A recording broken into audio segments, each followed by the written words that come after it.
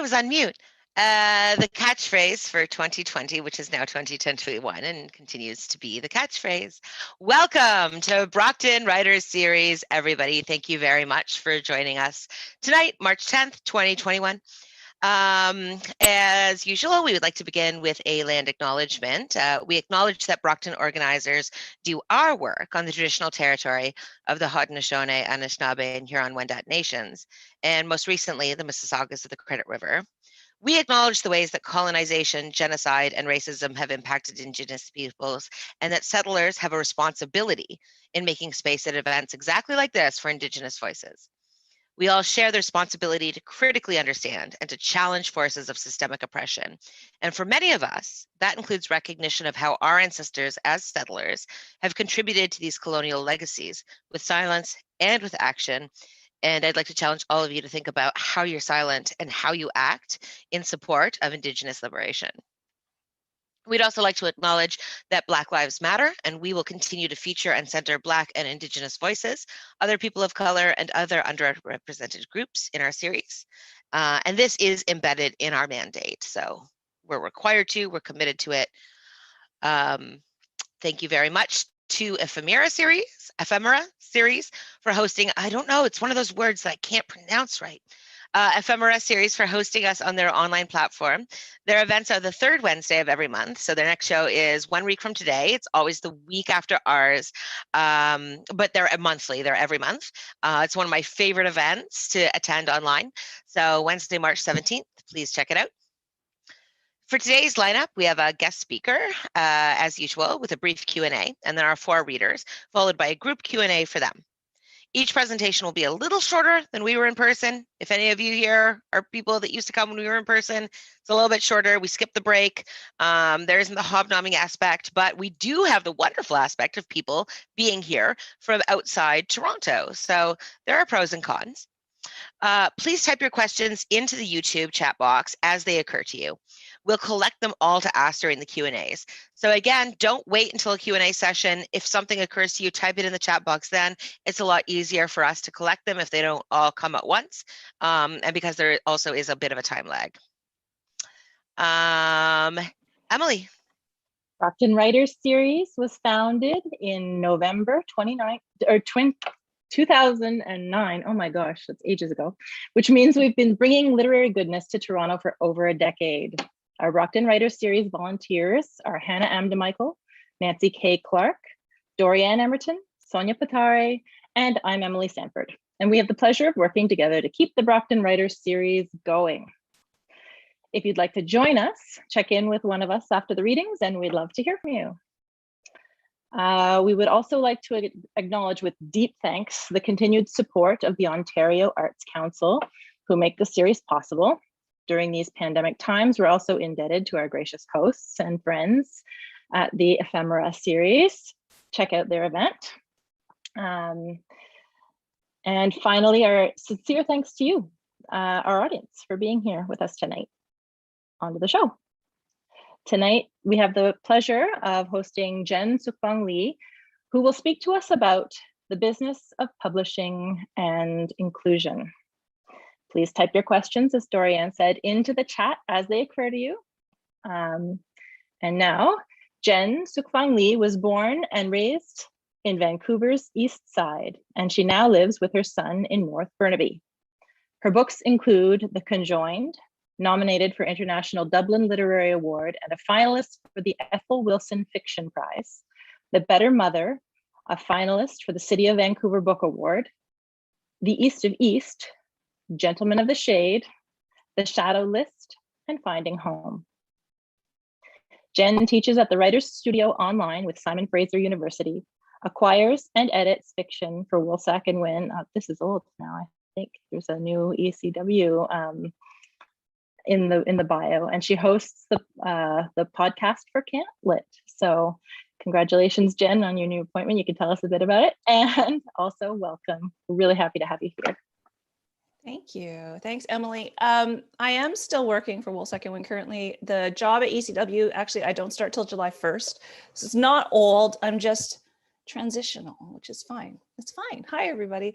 Coming to you from North Burnaby, very close to Vancouver, which is the unceded and traditional territories of the Musqueam, Squamish, and Tsleil-Waututh peoples. And we're talking today about the business of publishing and inclusion. Heady stuff, lots of stuff to talk about, and I'm gonna keep it at 10 minutes if I can. And I just want to talk a little bit about where publishing is at, and then we're gonna start with some tips and tricks that I have for you, for those of us who are come from marginalized communities or underrepresented communities in publishing, and also for those of us who wish to uplift and make space for those people. So publishing has really been a challenging industry for racialized writers, for queer writers, trans writers. It's been a tough go. Publishing spots have been scarce, like speaking from the author's point of view, and the kinds of narratives that we've been allowed to write or that have been allowed into the marketplace have often been ones that advance certain stereotypes or certain narratives about these communities. And I'll use myself as an example because that's the example I know the best, but I think this is applicable to a lot of people. So for me personally, there was a lot of pressure at the beginning of my career to write a multi-generational immigrant Chinese Canadian novel, which I did, but there's like, mine has ghosts. It's fine, it's different. But I like to call this pressure the Joy Luck Club syndrome, which is no shade at Amy Tan, who I love very much. And she wears like BDSM gear and sings in a rock band and she's cool. So I love her very much, but it's not her fault that this happened to the industry. So my books were often criticized for being too gritty or too violent or too upsetting. And I often wondered if these were the same criticisms that Chuck Palahniuk got, or Hunter S. Thompson, or Cormac McCarthy. Likely not, I assume. So in addition, I think to jobs within the publishing industry, were often held and are often still held by people who we would regard as people who are born with privilege, usually white, straight, and cis. This is changing. I think a lot of publishers, particularly independent publishers, have really actively tried to counteract this with inclusion initiatives, different kinds of hiring, and change has been really sort of more visible with the types of authors that they're publishing, but also has also been quite visible at sort of the entry and middle levels. Where I think it has still stalled is in the managerial and executive level. So there's still some work to be done there. And the reason this is important to us, those of us who are authors, is that without editors or agents or publicists who understand the breadth of author stories, the books themselves can't be edited or promoted in inclusive and sensitive ways, in ways that really respect the places and the communities that people come from. There are lots of reasons for all of this kind of a difficulty, and that have to do with things like access to education, access to sort of mainstream popular literary culture, how we perceive different kinds of cultures and representation. The real question, though, for us who are all involved in this industry as authors or people who work in it, is how do we navigate this space and work in this space in a way that honors the diversity of our stories and our voices and our identities, while uplifting and making space for others who also need that support, because it's a really important part of our work. So I'm going to go into these like things that I think everyone should do. These are all the things that Jen thinks you should do. Mark that down. Number one, ask the hard questions. When it comes time for you, if you're an author, to negotiate a contract or consider an offer on your book or appear at events to promote your work, don't be afraid to ask questions, as many as you need to be clear that your concerns are being addressed, but also that your community's concerns are being addressed. If you're from a marginalized community, it can be really hard to ask probing questions. There's a lot of pressure for people if they feel underrepresented. There's a lot of pressure for us to feel agreeable, or to be agreeable or not difficult. We don't want to be aggressive. We don't want to be angry. But you do have every right to ask about how an editor is going to address, issues of language, for example, or race, or if a festival event that you've been invited to, you're perfectly allowed to ask if it's going to be accessible or inclusive, or if a publisher is going to help you pay for a sensitivity reader. These are all questions we're allowed to ask. And it's important too that writers who feel like they have privilege in those spaces and have a voice can ask similarly hard questions about inclusivity, about events, accessibility, who else is being published in an issue of a journal or this season at a publisher. Can we share promotion resources if someone else who is marginalized needs that support? And I think that people with privilege, I think always need to be aware that can be very hard for someone who is marginalized or someone who is emerging even to advocate for themselves. These are very hard things to do. And one thing that I've learned in my many long years here in publishing is that everything that has to do with the business of writing is open for negotiation, and there is nothing wrong with that. We do work in a business, in an industry, and we can ask questions, and there's absolutely nothing wrong with that. So the second thing that I think everyone should do is, if in doubt, ask for a second opinion. If you can't come to an agreement about a contract or an event, reach out to your network of other writers and mentors, whoever else, to see what they think. One thing I've learned is that writing is not a solitary activity. It takes a community to care for the individual, and it takes individuals to uplift a community. So we're very fortunate in Canada to have organizations like the Writers Union of Canada, the Writers Trust. There's a lot of sort of writers organizations that will help answer questions, that will try to make the community and address equity. And there's lots of resources like the how-to series of booklets that the Writers Union publishes that includes really important information about taxes and contracts. I just got one in the mail about literary estates, which means I'm close to the end of my career, I guess. Cool, thanks, Writers Union. But publishing is a hard business that doesn't offer a lot of job security or a lot of money. So I think that without each of us holding each other up and definitely sharing our resources and information, none of this is possible, both in terms of business, but also in terms of mental health and your self-care. These are all things that are really important. The third thing I want to talk about is everybody has to sit down and determine what you're comfortable with. We all have different comfort levels for what we will write about, how we will promote our writing, and what topics we will discuss in public. During the publishing process, it's important to think about what your boundaries are. You know, for example, some of you who are racialized might be comfortable talking about race in an event meant to promote inclusion, but some of you may not, and that's totally your choice and your boundary. As time goes on, these boundaries can change as your career changes, these boundaries can shift, and it's really important to check in with yourself regularly to reassess what you need or you don't need, and to make sure you're still staying on track with your limits. I want you to be really in touch with yourself. This applies to burnout too, and how much we work. One of the things that I've noticed in this business is that every year there will be a new emerging writer, and you know, every year it seems there can only be one emerging writer who is racialized who gets real famous. I don't know if this is true, but this is my perception of it. And I find that that emerging writer will be carrying a lot of responsibility for their community. They will be also under a lot of pressure for their careers and think that they have to jump in on every controversial topic on Twitter, or think that they have to create all this free content, or think they have to say yes to every event. But I'm here to say you don't have to. People like me who work in this industry, my interest as a mentor or as an editor is being able to help writers build sustainable long-term careers. And in order to be sustainable, you have to know what your boundaries are. And it has to mean that you will say no when you have to say no. So those are the three things that I think everyone should do. I might've said there were four, but listen, I'm not good at math. Sorry, I'm sorry. So in conclusion, so when things are quiet and we're getting a lot of rejections, I think we start to believe that we'll never be able to reach our writing career goals. And I don't just mean publication or the Giller Prize or Canada Reads. Sometimes our career goals are a little bit more intimate, things like stable housing, holidays, retirement funds.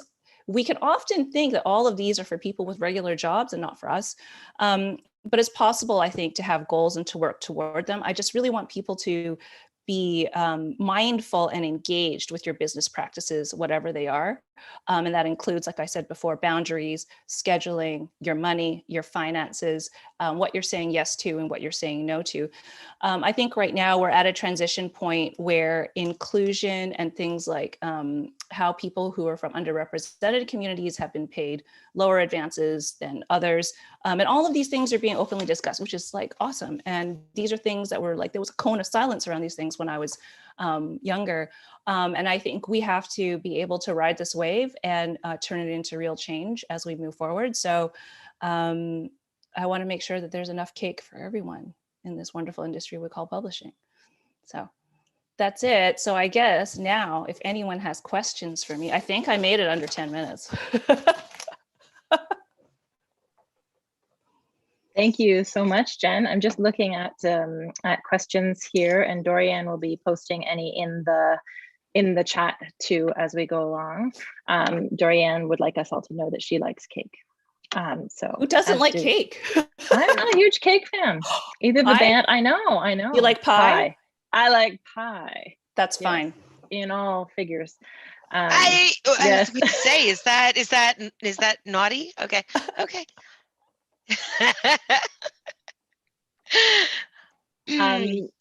Jen, I do have some questions for you. I do want to point out a comment in the chat that I think is very fair, which is that there's join the writers union. There's a comment that says join the writers union, which is very fair. But then another comment that points out that membership is expensive, and realistically, for the writers union to attract more members from equity-seeking groups, it should consider a more equitable membership pricing structure. I have an answer for that. Yeah. I have an answer for that. I was on the committee that changed our membership criteria for the Writers Union.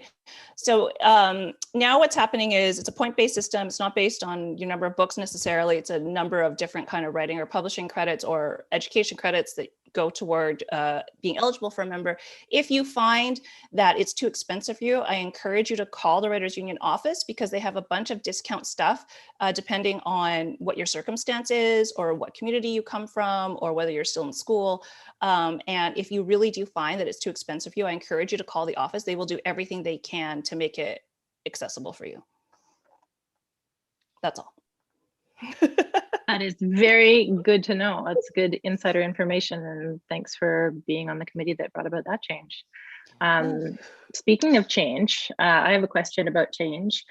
Is there one great positive change that has happened in the last little while that you can sort of land on that has made a big difference? For me, once I started when I started sort of interacting on Twitter, I started to realize that, oh, there was a community and you could just ask questions generally, and sometimes people will answer and chip in, and people are generally really helpful. Have you noticed that there's one great positive thing that has happened to make a big difference? Yeah, if we're talking about social media, I have found that there are a lot of ills with social media, but on the positive side of it is that people who have differing levels of comfort with being vocal are much more likely to ask questions on social media, because there's a level of distance or protection. And just from my own experience as like an Asian woman, typically Asian women often feel like a lot of pressure to not say anything, controversial or political. Clearly that's not my problem, but I think for some other people that's an issue. And I think that social media has definitely given, particularly from my point of view, sort of like Asian women a voice and something to go to like ask questions. And I think this is very true for publishing, very true for those people who have felt unseen in our industry for a really long time. And I love to see so there's like the BIPOC publishing Twitter account, for example, which I love to see people complaining. I know it sounds strange, but without those complaints and without a movement to say, yes, you're right, this has happened to me also, which could only happen on social media, I think, especially with COVID.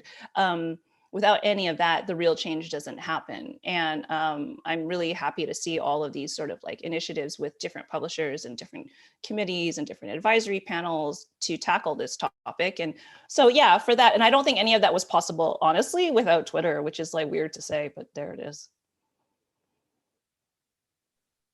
Yeah, that makes perfect sense. It's we're able to find each other. which has always been an important thing for community building. All the weirdos can find each other now, which is awesome. On the other side of that coin, is there one really big, hairy issue that really needs to be solved? That's, I mean, one, of course, there are many, but is there something like, if we could flip a switch on something? Yeah, I would really, honestly, I would really love it if the industry, and what I said before is that they will usually focus on like one emerging writer a season, and that's the big star. And I feel like that's a little bit too much scarcity for my liking. And what bothers me about it is that I can see writers burning out, but I also see that there are lots of writers who are not getting all that attention, whose work deserves a lot of attention. And it really hurts my heart when books that are really good don't get the attention that they deserve. And for whatever reason, whatever confluence of events. And I wish there was like, maybe someone needs to start a social media account for books that haven't got enough attention in a season or something. I would love to see that happen. I'm a little busy, but I would love someone else to do it.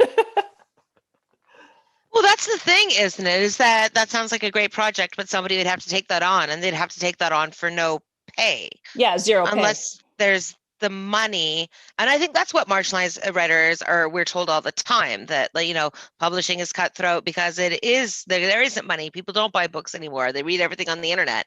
Like how valid is that? Is there really such a dearth of money for writers that the industry cannot afford these things?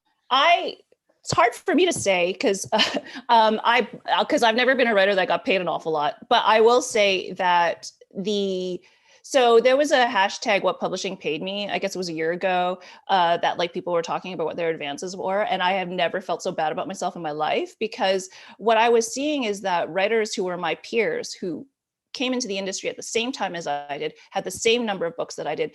There was literally one writer, we're in fact the same age, whose last advance was 20 times. And I felt so bad. And then, so my question is, those 6-figure advances that supposedly exist, why? And why then are some of our like poets getting paid $200 for an advance? Like, can someone explain? And that's where I would go. I'm not a business person. Like, I couldn't tell you exactly why that occurs. Do those advances ever earn out? Probably not. Like, how many books you'd have to sell for that to occur. But yeah, that would be that's the one thing that drives me nuts about the money. Cause I think there could be enough money for everyone to do their jobs and have like a nice sustainable income. I think there could be.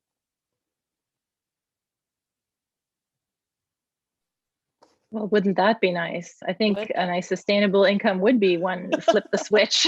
I think we could all 20 times, I'm telling you. That's bananas. Yeah, I'm so sorry. That's bananas. Okay. All right. Do we have any other questions from the folks on the YouTube? No, there is an interesting chat going on about the writers union memberships, but I think Jen said you've got a call to get them. So which is also, I understand why you wouldn't just offer them on your website, because everybody's going to ask for them, but then I don't know, calling can also be a barrier in and of itself. Mm-hmm. Anything can be a barrier, right? Like website access, phone access, like it's hard to make everything accessible, but we should all try. Mm-hmm. So I'm very glad you affected that change for the Writers Union, and hopefully it can become more known. Well, hopefully it can become more known, because obviously people don't know that they have to call to get it, so that is something. Also, I would say about the Writers Union, even if you're not a member and you've got like a contract issue and you're worried about something, you can call the office and ask them questions. They're happy to answer. Really? Yeah, I did that when I was like 27 and had no publishing credits to my name. Just call. All right. Okay. Let's hear it for Pluck. Yeah. Good to know. Yeah, I don't know. I'm trying to sell my first novel right now, and I'm just like, I don't know how to do this. Sorry, Emily? I was just going to say it's good to get into practice of just being clear. One of the things that we've fairly recently changed about Brockton is when we send out the email with information for people, we always just put what our diversity clause is, so they don't have to ask, because that will immediately put them at ease. But as a writer, you can also do that. You can also just like put a diversity clause for all of your, yes, I'd like to speak on the panel. Just to have your diversity clause as part of your signature at the bottom, saying I prefer to be on a panel, obviously, that has diversity. Yeah, and I would add accessibility to that too. Accessibility. Sure. Yeah. Okay. And do any of our fellow readers here tonight have any questions for Jen before we go? I want to open the floor to all of you as well if you have any questions. No pressure. Okay. All the pressure. Well, it is good because we're pretty much on time. Look at that. We're coming right up on 7 o'clock. So usually at this point, usually at this point, we would hand around a pitcher for Pay What You Can donations to help support Brockton and our writers.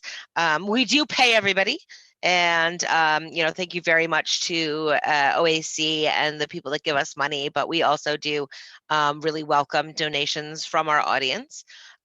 So we can't pass a pitcher. Usually at Glad Day, there would be a pitcher going around for you to drop your extra change in. That is not possible right now. So we've got a PayPal that I will drop in the comments. So if you're able to, just email us a few dollars, even if it's $2, doesn't matter, like a few dollars, every bit helps to keep independent events like ours and marginalized writers going. And now we will have the readers. Again, please type your questions into the chat as they occur to you. There's a bit of a delay. We'll also be gathering those questions so that we can ask them all at the end. So it's better if you have the questions in there. So first up, we have Gavin Jones, a writer, poet, self-publisher, and educator who is based in Toronto. He's a past student of York University and author of From Suicide Kit to Liberating Liberty, a coming-of-age LGBTQ+ novel about identity, sexuality, and self-acceptance. He's also working on 2 other young adult fiction books and a self-help guide for youth and adults to overcome emotional trauma. Gavin is passionate about working with young people. He believes in the power of storytelling to connect with youth locally and around the world. Gavin has also established a tutoring program to assist youth from low-income families to develop learning skills in the areas of high school math, English, and science. Take it away, Gavin. Good evening, everyone. Thank you for having me here this evening, Brockton Writers. So this evening, I'll be reading from my newly published book. I published it last October, during COVID-19. So that was a success for me during that time. So the title of the book is called From Suicide Kit to Liberating Liberty. And I wrote this book basically to just shed light on an experience that I had meeting a young girl who happened to be a lesbian.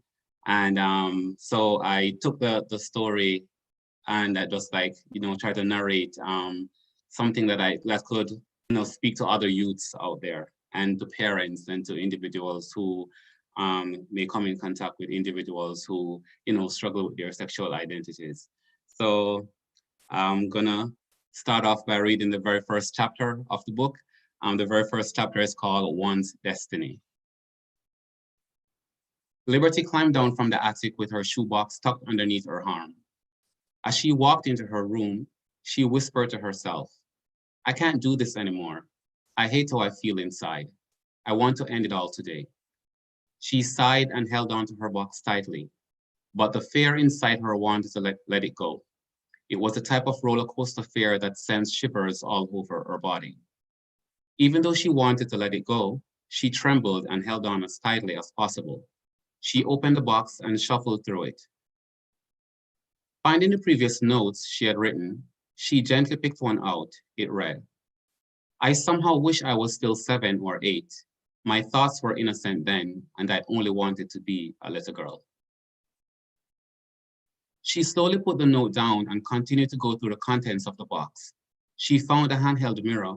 Liberty inspected the mirror as though she was seeing it for the first time.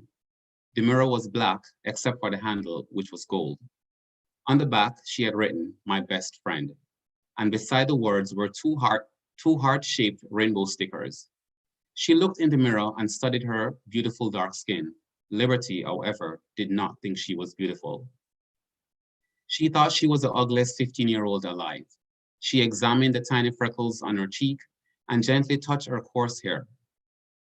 And as she studied her features, she began whispering out loud, "I am sick and tired of this dreaded feeling I have inside. I hate my thoughts, my complex thoughts. I wish I could take a knife and pluck away that part buried so deep inside me. I wish I could castrate the root of every hormone and emotion that evoked this awful feeling." Tears ran down her cheek as she stared at herself in the mirror that was shaking in her fragile hands. "Liberty, you're crazy," she said to herself as she chuckled and smiled wryly at her reflection. She took a long pause and looked at the box once more. Tucked in the left side of the box was a burgundy pocket Bible. She hesitantly reached for it. Liberty stared at the Bible with a heavy heart and a lot of uncertainty. Finally, she picked it up and began turning the pages, but immediately closed her eyes. Unknowingly, she began to pray. "God, I know you love me. I know you made me special. I know I have a purpose, but why would you make me this way? Why would you put such complex emotions in me? I hate how you made me, God. I hate this thing about me." Liberty sighed and opened her wet eyes. Her young life was stitched with the fabrics of heartbreak, disillusionment, self-hatred, and fear. She was now at a stage in her life where she was discovering herself and began to feel emotions she had never felt before. Some of those emotions were deemed unconventional. Being a young Black girl from a strict conventional Christian family, Liberty was not allowed to engage in certain activities. She was expected to be the good Christian girl, the poster child for Christianity. She feared her parents and she never wanted to disappoint them. So she tried her best to be the young girl that they wanted her to be. Her eyes were now lost in the box as they were intensely fixed on the words that were written inside the cover. A lone tear ran from her right eye and rested in the crevice of her lips. She inhaled deeply.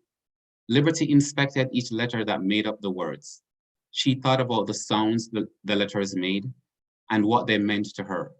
She remembered the day she played dress up with her cousin, Toby. Toby had brought his mother's high heels and pink lipstick to the basement. They smeared lipstick on and strutted around the room in the heels. She reminisced about how young and innocent their 8-year-old selves were. Another tear ran down her cheek, but this time it didn't touch her lips. She blinked twice and the words on the cover of the box became clear: "Suicide Kit." After a long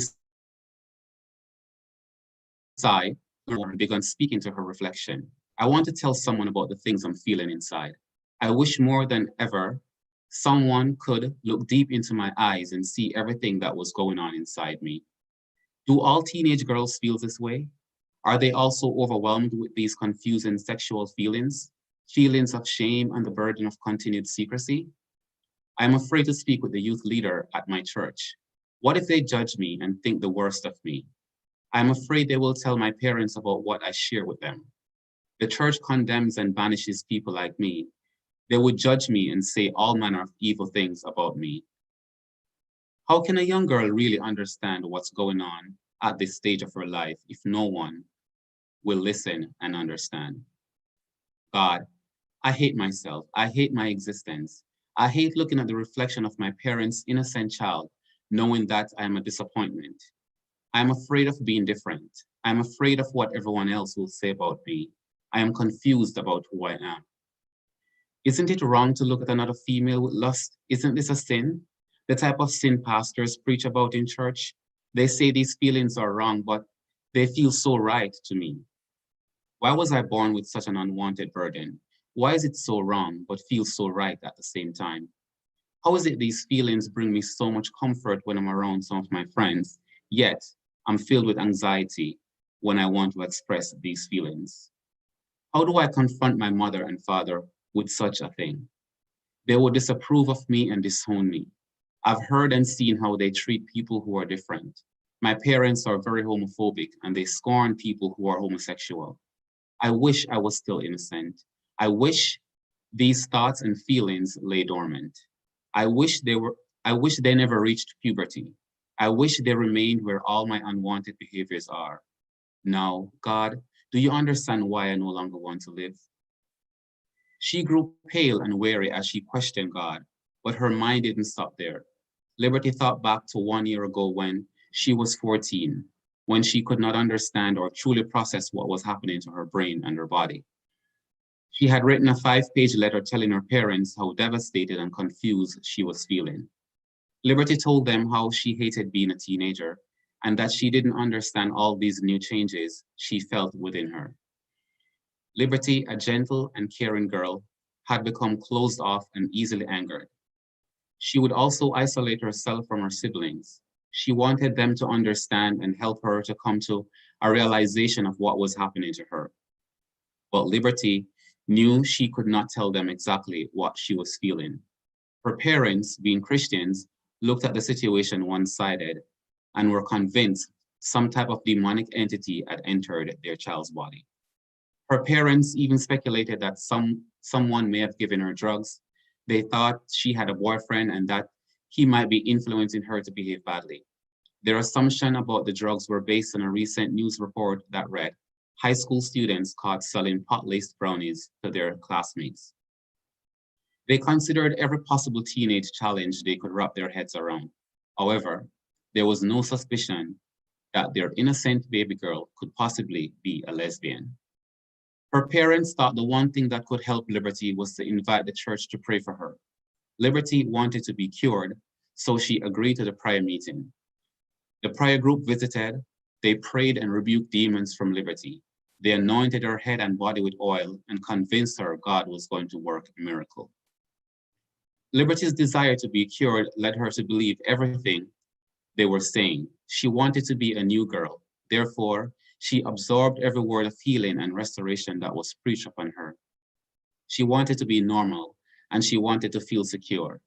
As her thoughts subsided, Liberty found herself clinging to the Bible, as though it was the only hope she had. It was, in fact, her only hope. It was the same book on the Bible her grandmother had given her. She gently removed it from her chest and saw the words written in cursive letters on the front page. Whoever you choose to be, whatever you become, God loves you. Those words written by her grandmother gave her some hope that everything was going to be okay. And I'm going to stop there. That's the very first chapter, from Suicide Kit to Liberating Liberty. Thank you. Thank you so much, Gav. 15, wow. You couldn't pay me to go back there, and I really hope Liberty hears loud and clear it gets better. It gets better. Yeah. Thank you, Gav. you, Next thank up, we have Natasha Ramutar, who is an Indo-Guyanese writer by way of Scarborough, Gannet-Sekwayagon, at the east side of Toronto. She is the author of Bittersweet with Mawensi House in 2020, a volunteer with the Fold, which is the Festival of Literary Diversity, and the co-editor of Feelways, an anthology of Scarborough writing. Welcome, Natasha. Thank you, and thank you so much for having me today. I'm really excited to be here on this lineup. So the first one, as Emily mentioned, I'm the author of Bittersweet, and so I'm going to read one of the poems from this collection, and it's called Like Makeshift Crowns.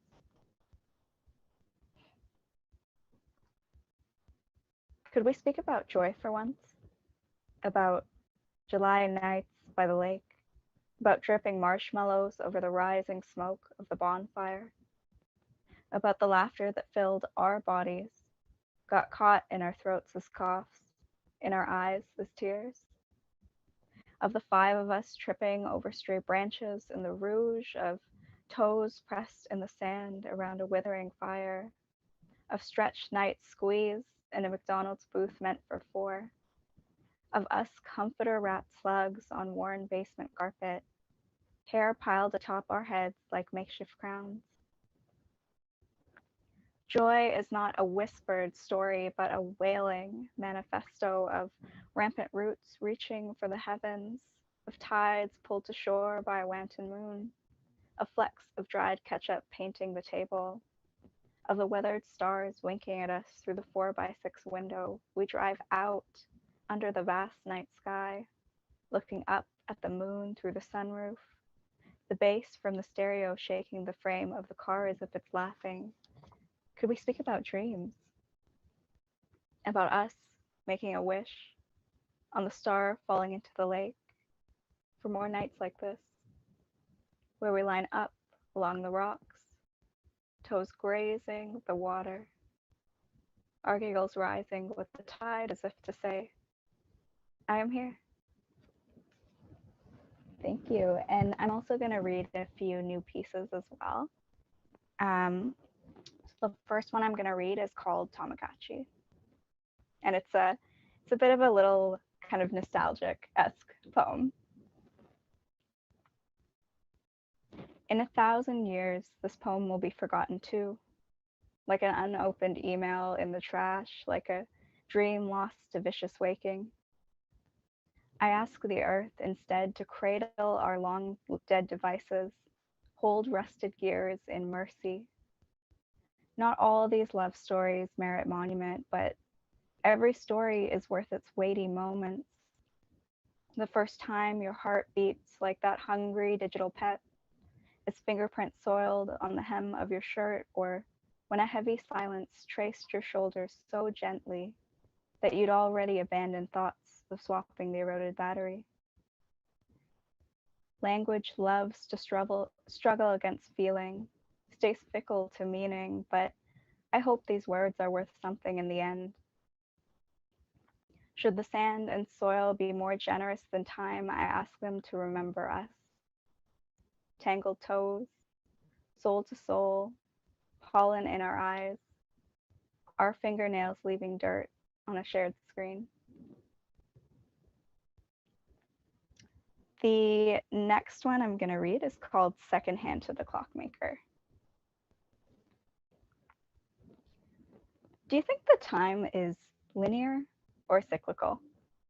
I've been thinking about the milliseconds that pad the space between my fingers, about the minutes clinging to their titular hand. Sight is an honest friend, reminds me that the day moves briskly when I fix each clock's ivory face, when I polish silver with salt water, grin as its shine dims. I see how the sun favors you, you keeper of time, you master of clocks, how your nimble hands align gear tracks, how you seem to find eras hidden in the moments I am given. Island time isn't always late as you insist, just staggered, the seconds chasing after themselves, the shadows stretching with sunlight's kiss. You have already left behind my timeline for a new millennium. By moonlight, I yearn to rip our hands from dials, slash every hanging pendulum. When I ask if time is linear or cyclical, what I'm really wondering is, when a broken clock is right twice a day, where do the other moments go? So I have two more that I'm going to read. The first one is a very, very short one from the collection, and it's called Famous Players. And the epigraph for it is from Adrienne de Leon's poetry collection, Rouge. Adrienne is a dear friend of mine, also from Scarborough. And the epigraph reads, "The hub of life is dead today," and it's from his poem, Scarborough Center. And this poem is called Famous Players. Wayfaring wanderers among the aisles of clothing, we'd parade in suits in the empty change rooms, hold cheap plastic pearls up to our ears in the mirror until we were chased away. Vagabonds with stray loonies amidst our pocket lint, smuggling chocolates into an uninhabited theater. We clutched hands below kernels of popcorn, lips smeared with melted butter as the screen filled our eyes with promises that touched the center of us. Childish drifters looking for life in an abandoned mausoleum. And then the last one I have is called, it's also a new piece, it's called It Keeps Us Here. The epigraph is, for this one, is actually from Shazia Hafiz Ramji, and it's her poem Astronaut Family, which is one of my favorite poems ever, I would say. And the epigraph reads, "This is the quality of dust. It takes us dancing into houses and galleries until 6 in the morning. It keeps us here."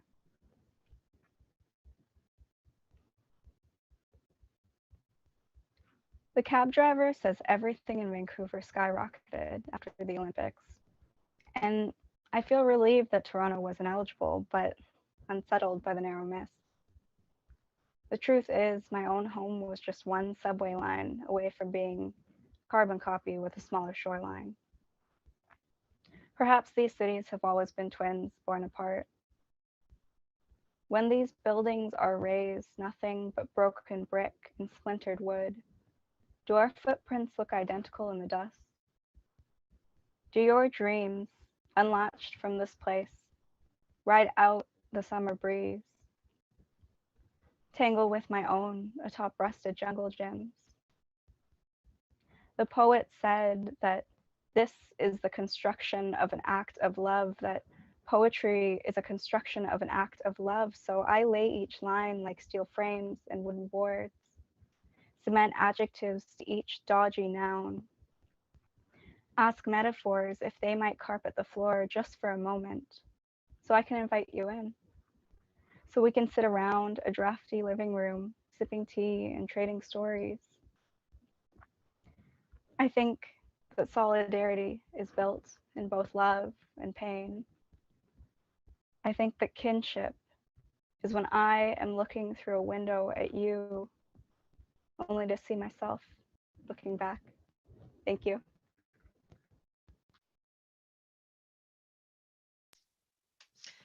That was beautiful. And I hope you don't take offense. I kind of dropped in the comments, like, are you dating yourself, referencing Tamagotchis? Because I remember Tamagotchis, and I don't think young people remember Tamagotchis, but those were a thing. Those are a very important status symbol for people of a certain age at a certain time. You know, before Zoom, I think. Okay, so next up we have Andrew Wilmot, who is one of my favorite people online and in writing. Andrew is an award-winning writer and editor and co-publisher of the magazine Anathema, Spec from the Margins. Their first novel, The Death Scene Artist, an epistolary horror story of body dysmorphia, gender dysphoria, and self-destruction, is available from Buckwriter Books /Woolsick and Wynn. For more, check out andrewwilmot.ca. Please take it away, Andrew.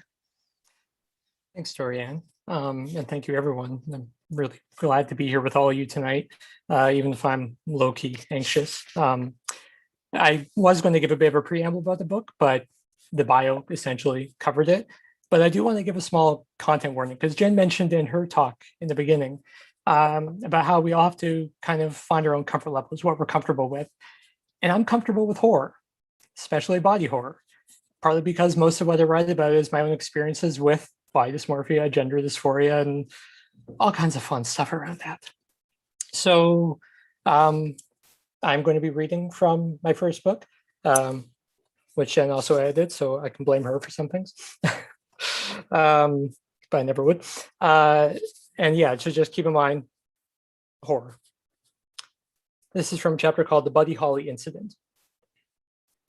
You wore the life of Richard Thorne for our first real date. Richard, the upstanding encyclopedia salesman, who wore his dress slacks to Saturday nights at the malt shop and his black, nearly knee-high socks to bed, even in the summer. Richard, who made his first dollar painting the white picket fences of his very Pleasantville-esque neighborhood at the age of 8, and from that moment on believed in his heart the virtues of a self-made man, of a capital C capitalist, of the American dream, TM, that never existed except on paper. It was late April when we next met on the set of a mid-century tragedy. I was Eleanor, just Eleanor. She was a simple sleeve I'd pulled from the back of my closet to match the vague, surname-less description provided in the daily call sheet. A slender, barely old enough to vote white slip, wearing a light blue knitted cardigan over a pale pink tailor blouse with a Peter Pan collar. Eleanor had been a good girl, a God-fearing choir girl, too kind for her own good, too eager to dance with the very first boy to ask for her hand. I remember how sweet and out of place she seemed when I met her one evening during my 3rd year living in the city. She seemed so naive. It was like she just walked in off a farm. I found her bussing tables at a diner out in Santa Monica and smiled when she came up to me and asked with a zero-gravity lilt in her voice if I wanted cream with my coffee. How soft and impossibly blemish-free her skin appeared later that night, crouching in the bushes outside her apartment after walking her home, as I sheared her down to the bone with a scalpel I'd stolen from a walk-in clinic. 2 long slits on either side, starting at the shoulders and running all the way to her toes. I took careful steps to banana peel her delicate flesh without tearing it at the edges, crying as the overwhelming scent of libraries, of damp, moldy, time and water-damaged paperback novels flooded out of her, as I imagined it would be like for her skin to fit my body half as well as it did hers. I'd stolen limbs before, a face or two in my youth, pretending I had skills and experience beyond the boundaries of the narrow bubble in which I lived. But Eleanor's was the first sleeve I'd stolen in its entirety. I wasn't prepared for it either. The amount of skin, how little it seems when on our bodies, how much it expands, how much there really is when you lay someone flat and see the full extent of their shell. The plastic container I brought for her was too small. Her arms and legs flapped in the wind, caught halfway beneath the lid that no longer fit, as I sprinted away from the scene of the crime, sheltered by the night. I would get her home, though, no matter what. I would keep what remained of her safe and secure until I had occasion to pull her off the rack. It was my sister, Louise, who, many years ago, first caught me wearing another face, a girl in my 10th grade homeroom named Brianna Mears. Bri was athletic and popular and got good grades. She was everything I wasn't but wished I could have been. One day, while Bri was walking home from school, I pulled her into the woods behind her house and told her how pretty she was and how I wanted to be just like her. She laughed and said that was impossible. Then I picked up a stone shaped like an arrowhead and jammed it into the side of her face and carved her skin away as if etching a bas-relief out of clay. She screamed until she passed out on the forest floor, and I continued sawing an outline around the edges of her face. It was rough at first. The stone made a sound with every severed muscle, like a steak knife through a tenacious vein of fat. The scent of pumpkin pancakes drenched in cinnamon and maple syrup wafted out from the gap in her flesh. I remember salivating slightly. It had been some time since I'd enjoyed such decadence. Hyperosmia, a doctor would later say, one of the ones Mom took me to when my high school weight loss became too great to ignore, an intense acuity for sense, sometimes brought on by sudden or extreme starvation. When I finished cutting, I slipped my fingers beneath her skin and tugged 3 times before hearing the slop of what sounded like a rubber boot stepping in rainwater fresh mud. Her face came free in my hands. The next morning, Louise came into my bedroom while I was busy kneading the loose fresh of Bree's face over my own, one layer of skin on top of the other as if it were an ill-fitting Halloween mask. "What are you doing?" she asked while I stood there, shocked by her sudden appearance. It's not what you think," I stammered, as I tried to think of a believable excuse for why I was massaging another person's skin on my own, the stain of what little blood remained traveling down the V of my neck. For several seconds, Louise stared at my reflection in the mirror, her own face a mixture of confusion and disgust, and then, at last, concern.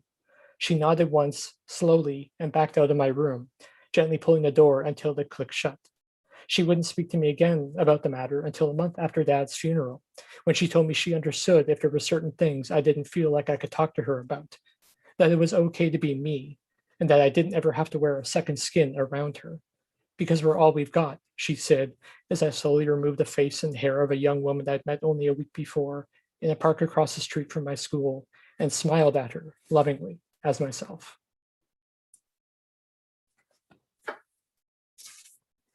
I apologize if that was too much.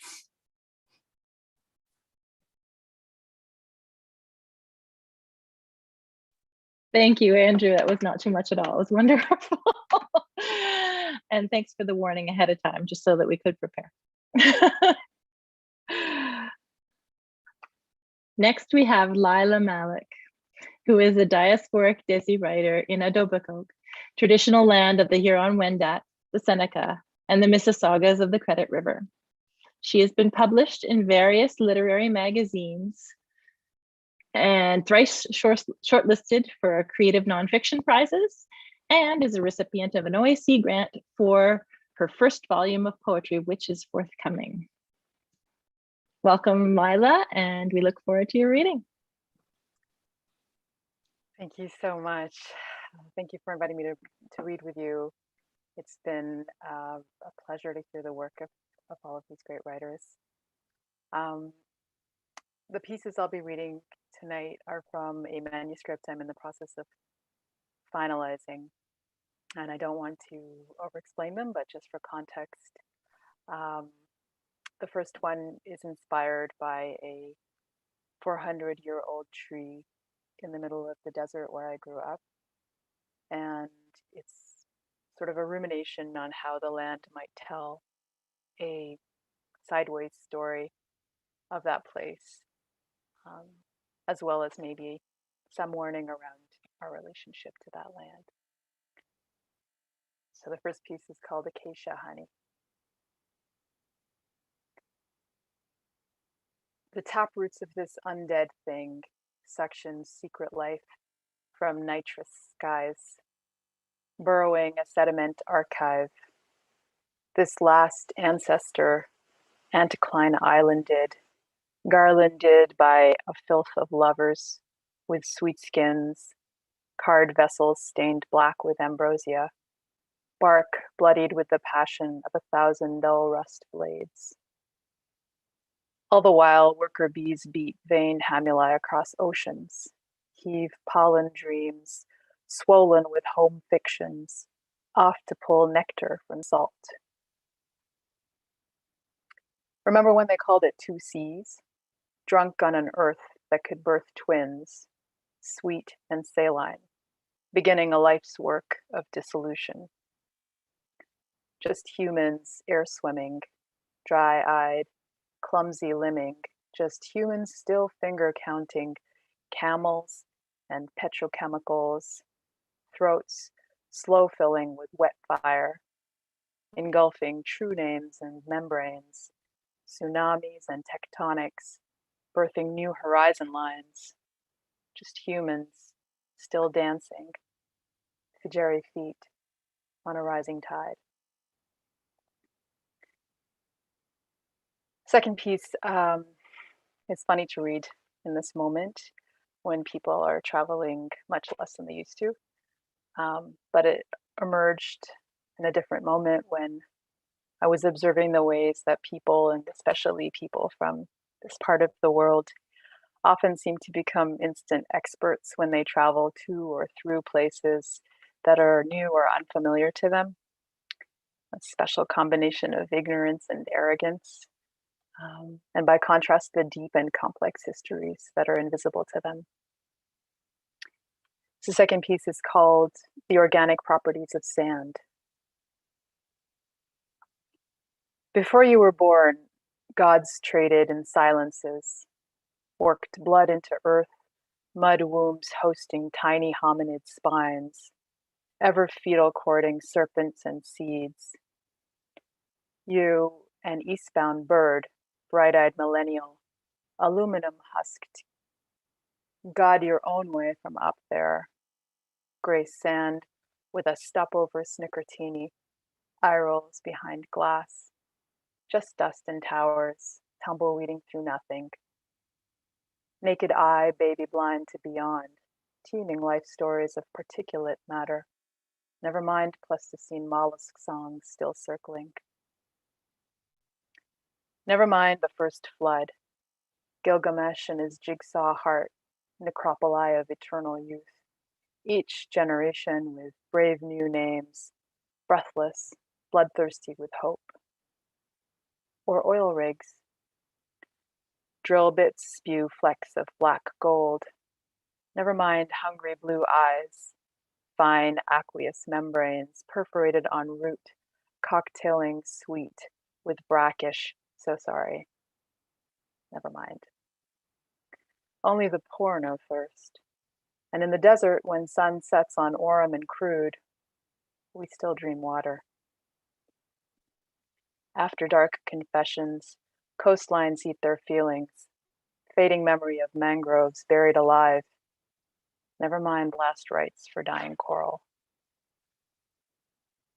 History's a weapon of mass destruction. You return to Babylon, lounging against loot, painstakingly woven by brown hands, trade fables with false idols, monopoly money, Disneylands for gluttonous sheikhs, gulping great draughts from tiny slivers of God. The last piece I'll be reading is from the second part of the manuscript I've been working on, which grapples with a theme that's familiar to many migrants, as well as people who think of themselves as part of displaced or repositioned diasporas. It's about how you contend with the shape-shifting, moving target of family and community histories, and how you come to a place where you give yourself permission to become an agent in creating those histories and not just a fumbling archivist. It's called All Your Grandmothers Have Stopped Cooking. This is how we know the world is ending. The grandmothers have set down their doys, and there is no succession plan. The grandmothers are stubborn in their armchair naps, dogged in their deafness, committed to crosswords and iPads, days punctuated by scheduled medications and short-lived roomy rages about rain and satellite dish reception. You will ask me for the family shalgam recipe. Now I will nod, as though I've waited my whole life for this. I will launch WhatsApp inquiries and Google investigations seeking a legend to the map of your veins.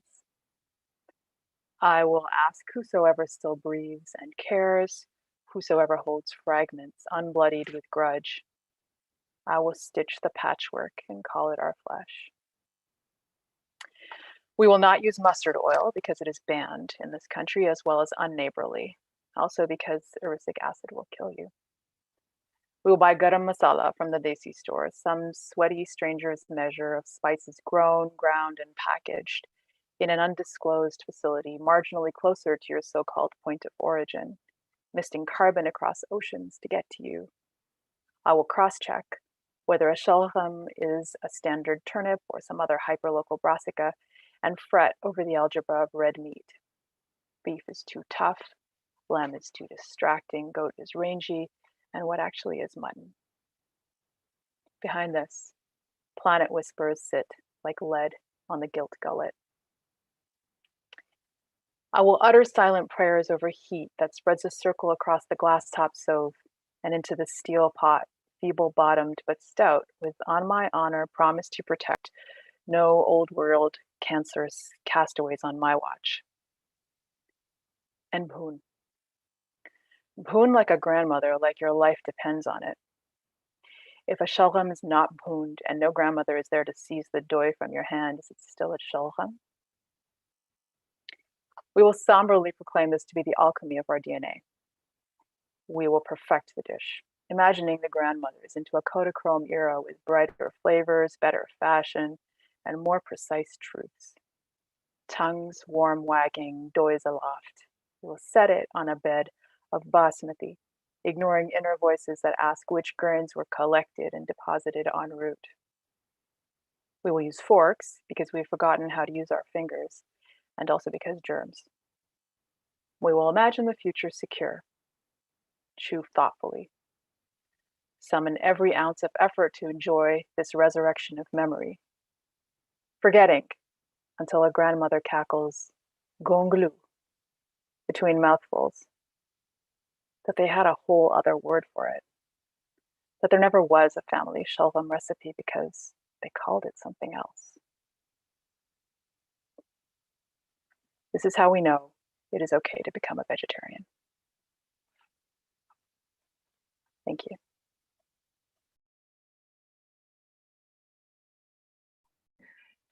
Thank you so much, Lila. I was not expecting that ending, but boy, it hits. I, as an actual vegetarian, like I appreciate, I mean, you know, I don't share your cultural background, but I mean, that was just like, wow, okay. I liked it. I liked it a lot. Thanks so much. So we are going to be having a Q&A now for our readers. Thank you so much, all of you, for your wonderful readings tonight. I'm going to be reading anything that you put in the chat in the YouTube channel. We'll transpose over here and we'll ask them. But first, I'd like to start by circling back to something that that Jen had said in her talk earlier.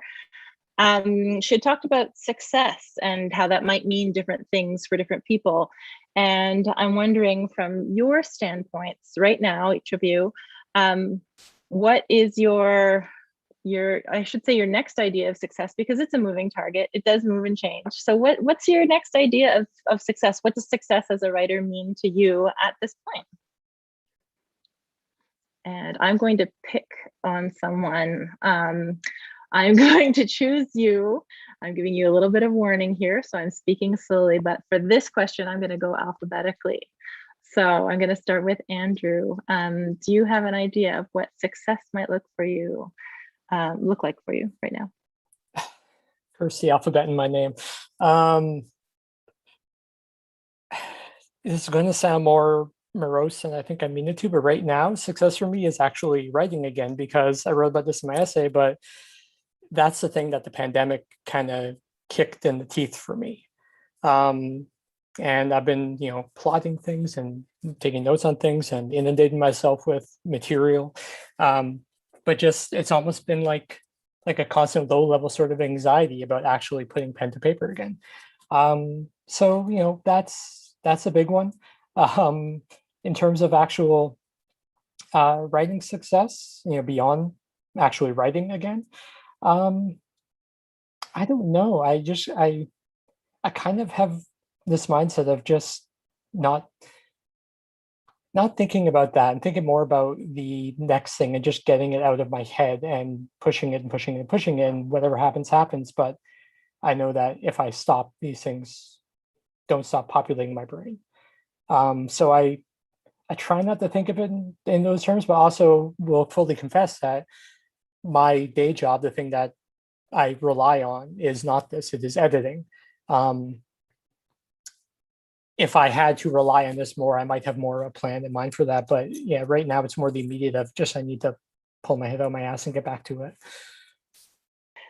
That's totally fair, especially in these strange pandemic times. I think just writing is going to be a common successor. I mean, I would love a 6 or 7 figure sale, but I'm also a realist. Yeah, fair enough. Next in alphabetic line, I think, is you, Gavin. What does success look like for you right now? Success right now, basically is like moving from one level to the next, in pretty much achieving the goals that I set for myself. So I set 1-year goals, a 5-year goal, a 10-year goal. So it's just trying to work as hard as possible to attain those things. In terms of writing, I am still working on the books that you mentioned in my bio, and just trying to promote this book that I have written now, and just try to get it out there and to get it as much youths to read and much families to read as well, and just to continue to work hard and to be a successful author. Okay, fair enough. Lila, what would the next success be for you? Yeah, I think I'm a funny type of, I'm in a funny type of position because I've been writing all my life, but I'm a bit older, and I'm only coming to a place right now where I am finalizing a major project. And so, immediately, I think success would be bringing that project to completion and getting it published. But I've also started working on another project, so hopefully, which will turn into my first novel. So yeah, I think success would be finishing, getting this manuscript published, and then tackling that new project and really diving into it and understanding how that kind of animal works. Finishing anything would be a success. I can barely finish my own sentences right now, so yeah, I can really identify with that. Natasha, what's your next big success? So definitely like the same idea of finishing anything, even if it's a single piece, is always a success to me. But I always write I'm a very, very slow writer. And so that success is often like a little bit less tangible. And so the kind of immediate success that I can see kind of in the near future and around me is often community impact. So seeing, my friends and peers do well, whether it's finishing their manuscript, signing with an agent, getting deals, that kind of thing, that I find so rewarding, knowing that we're all part of each other's stories and all uplifting each other. And I think earlier as well, we talked about the kind of idea of scarcity of resources. And so it's really lovely, I think, to see community impact, whether it's in your own writing, your writing circles and peers, or with kind of more formal mentorship programs, seeing that as a kind of the other side of the coin to that. It's a really great way to look at it. The bigger our community and the closer knit our community, the more successes we get to enjoy, because we get to share the success of our friends and colleagues, and that just uplifts us all. It's a really great point, Natasha. All right, so I don't have any questions yet from the YouTube chat, so I'll go on with our next one that I have here. Now it's pandemic, so maybe not considering pandemic, but other times, if you think about other times, what is your greatest challenge in writing? Is it actually just putting pen to paper or digits to keyboard, or is it finishing? Is it anything? So I'm not going to go alphabetical this time. So if anyone just wants to volunteer and answer, what is your greatest or the biggest, the most difficult part of your artistic process? What are you finding challenging? I'll go. The biggest challenge for me personally is editing. Just to edit my own work and get it into the language and the narrative to flow at a certain level where the reader can really capture the reader's attention. So I find that editing is like the biggest challenge for me in writing. Other than that, like when I'm in the zone, when I'm writing, the creativity flows, but then at the very end, it's just to wrap it up into the masterpiece that I want it to be.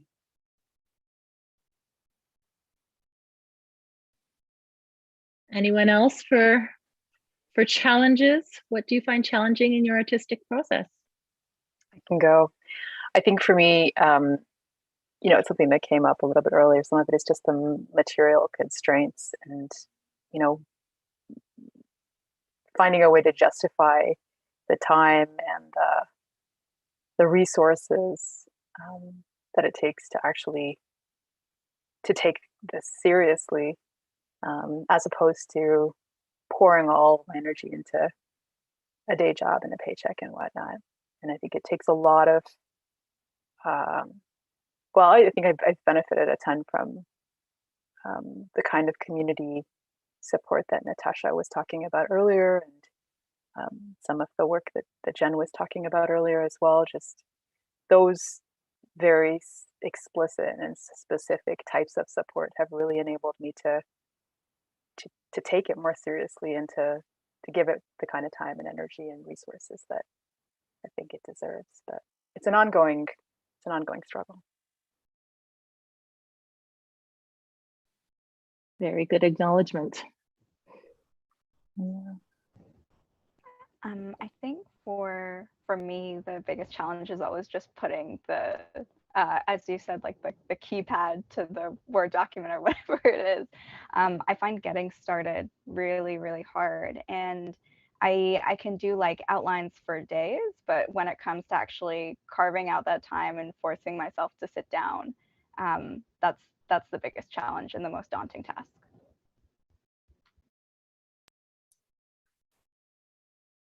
I think for me, two things come to mind.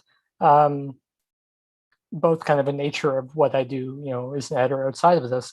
One is that I actually had to stop writing first drafts on my computer because it's too easy for me to go back and edit. I had to go back to writing by hand because it's the only way to actually keep myself moving forward.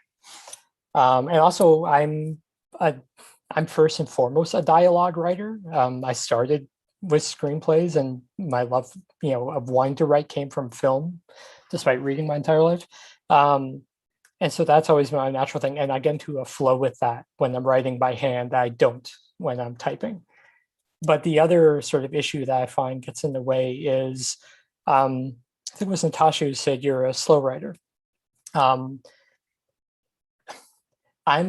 maybe slow to sort of get started on something. I'm one of those people, I will plot and plan something for years, but I have really struggled to be professionally editing and writing at the same time.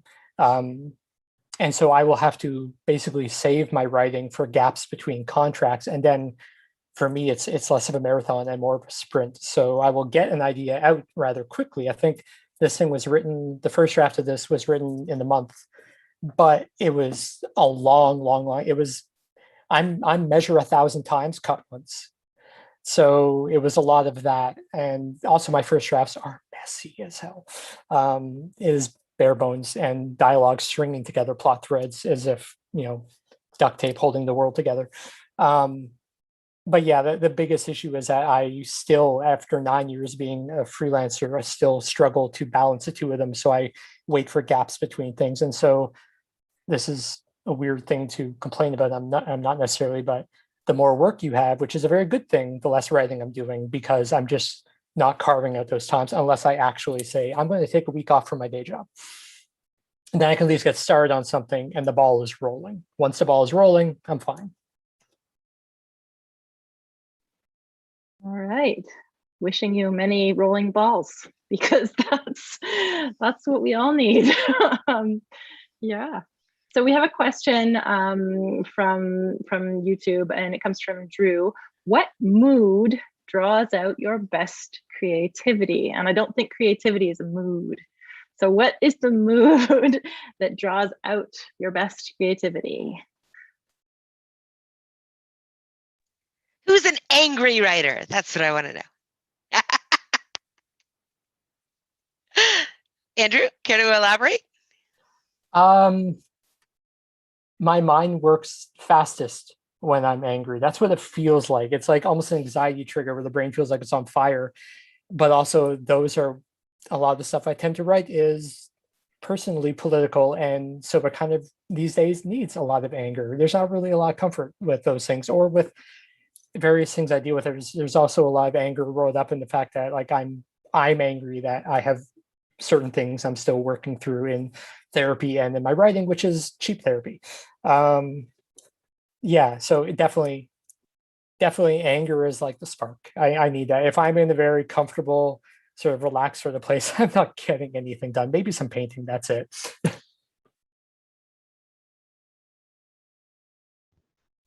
Others? Natasha, what mood do you write in? Yeah, I feel like this is evident from the pieces that I read today.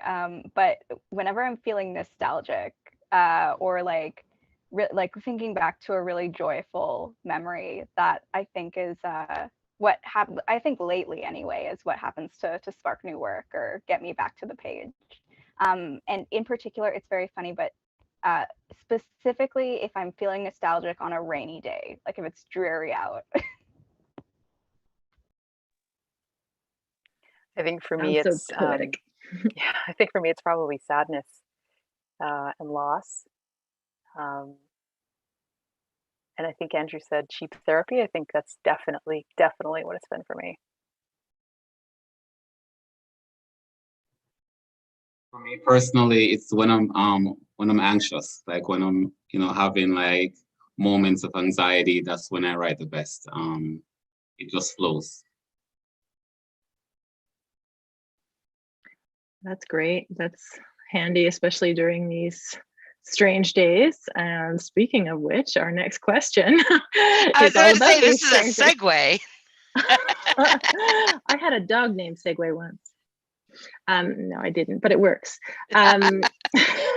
So we have another listener who is, or viewer, I guess, who is wondering how COVID has impacted you as writers and artists. How has the pandemic changed your writing or your writing practice?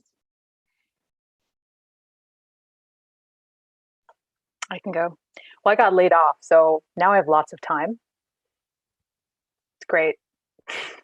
Really happy. No, but in all honesty, yeah, definitely more time.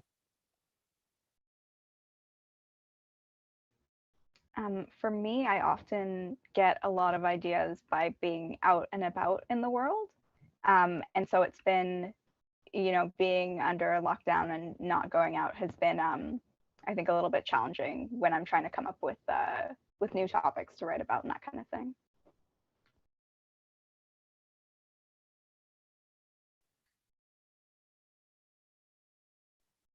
I'll go.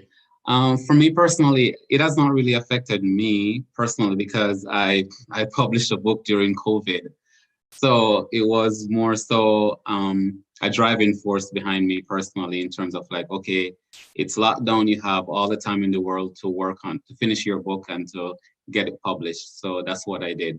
Rather than, making it a sad moment, I decided to, take the bull by its horns and say, hey, publish. I sort of alluded to it earlier that I feel like my writing's been the thing that got hit hardest by COVID.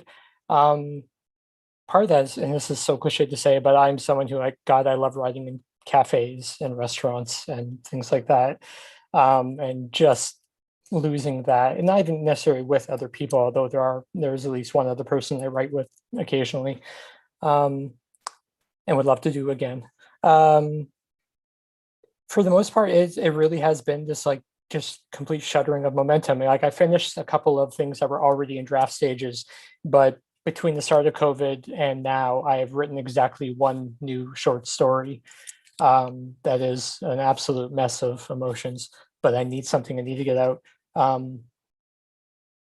don't know, it feels like, it very much feels like just a level of exhaustion. And part of that is, I'm an introvert, but I love living in a large city because you'll be able to feel the life around you. But even if you can sort of slip in invisible in it, and to have all that right out there, and to not have that sort of fueling you, as Natasha said, things like surroundings and whatnot, it's just felt like it sort of sapped that.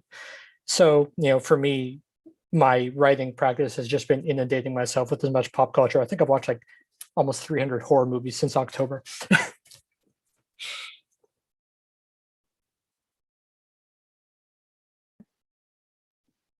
All right, so we're getting close to time. So I think I'm going to ask the question that we ask all of our Brockton guests, and Jen, we would love to hear from you too on this one. If you can chime in, please let us know a great book that you've read recently and one that you think folks should know more about, or it can be any time in the last year. If you haven't been able to read in the last year, it can just be a book that stayed with you. So just suggest a book for us and share the thing you loved about it so much. Should I just do, okay, here. We've got a couple, but they're sitting right here beside me, and it's like I planned it. I just want to, this guy, Interior Chinatown by Charles Yu. So he is a writer for Westworld. It's just won the National Book Award in the States. And it's written as a screenplay, parts of it. And it's written from the point of view of a I think, Asian American actor who's only known as like Kung Fu guy or like apprentice Kung Fu guy or, random Asian gangster as we appear in popular culture and movies and television. And the reason I love this book so much is that Charles is so funny, and he really pokes at the underbelly of sort of Asian diasporic identity, and also sort of right now the conversation about anti-Asian hate crimes and racism has been really loud. And I want to say that a lot of us have understood that this was an underbelly in our society for a really long time, and Charles has certainly known it, and he writes about it. So it's a wonderful book. It's a lot of fun. I know I said a lot of heavy stuff, but it actually is a lot of fun, especially when there's like kung fu fight scenes in like a Chinese restaurant. That's so cool. I would also like to just second, I haven't read that one yet, but one of his previous books, How to Live Safely in a Science Fictional Universe, is honestly one of my favorite, just for like fun and creativity and breaking the fourth wall. It's absolutely brilliant. I am currently reading, and it is absolutely fantastic and Lovecraftian, and but also not the bad kind of Lovecraftian, someone actually knowing Lovecraft's bullshit and taking it apart in a wonderful way. And I would definitely recommend that. And then I guess because I don't know how many people know about it, I go on to recommend what's actually my favorite book, which is a graphic novel, and it's called Day Tripper, and it's by a duo named Moon and Ba. And it is something that I've read probably 3 or 4 times in my life, and by the end of it, I am a sobbing, hideous mess of a person every time.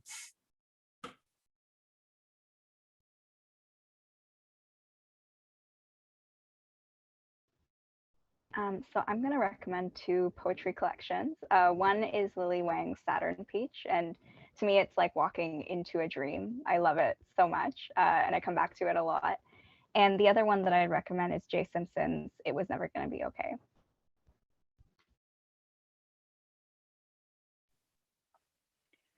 So for me, I would say I have many stacks of books that I have yet to get through, or I'm halfway through.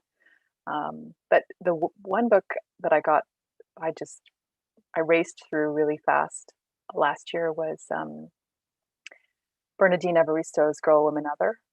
It was a really fast read for me. It was a co-winner of the 2019 Booker Prize. And what I loved about it was just such a, in terms of there's a nostalgia appeal to it, in terms of, the lives of second and third and fourth and 700th wave feminists of color, navigating changing landscapes and building lives and engaging with each other. But it's written in a way that's very, very pacey and you get to see snapshots of different people's ways of kind of entry points. And it was I found it incredibly compelling, and it just very, very relevant.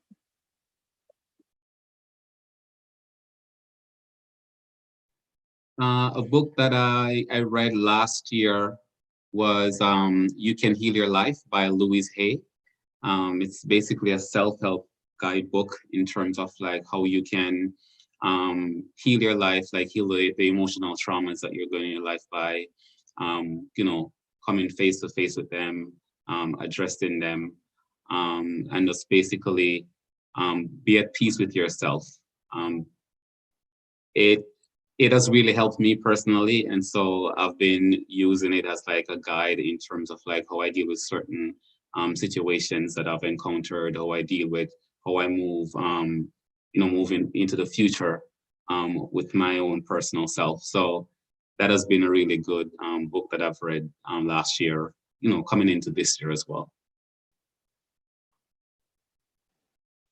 One of the things I love so much about that question is the emotion behind it, and how books have the power to change us or to make us be ourselves, feel more ourselves, things like that. So it's really, thank you so much for sharing all of these very personal choices. It's wonderful. I really appreciate it. And we very, very much appreciate you being here with us tonight. So we have Brockton coming up on May 12th, and yeah, Dorian, who we're gonna have. Yeah, so thank you all for coming tonight. Please join us again right here, Ephemera, YouTube, online, where we will see Elizabeth Hurst, Teresa Stassian, Wabshiga Rice, and Ryan Kapp with a surprise guest speaker. We're very excited to be able to present some of these people. Some of them had to be canceled from last May, when we had to try and figure out how to do things online and couldn't until Ephemera came to rescue us. So please come May 12th to see these wonderful writers. And until then, see you on our Facebook, see you on Twitter, see you online, and keep being out there for each other. Thanks, everyone. Thank you.